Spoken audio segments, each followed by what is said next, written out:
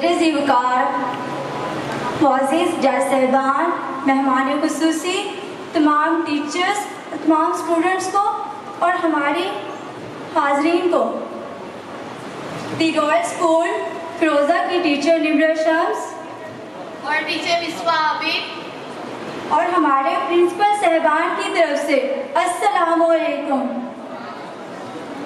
اسلام کے بعد ہم اپنے پرنسپل صاحبان کے بہاف پر او پی ایس کی پوری ٹیم کو سیرت النبی کانفرنس کے انعقاد پر مبارکباد پیش کرتے ہیں۔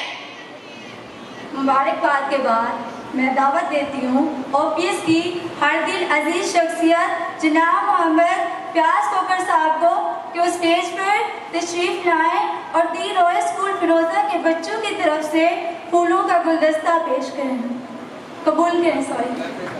جناب محمد پیاز کوکر صاحب۔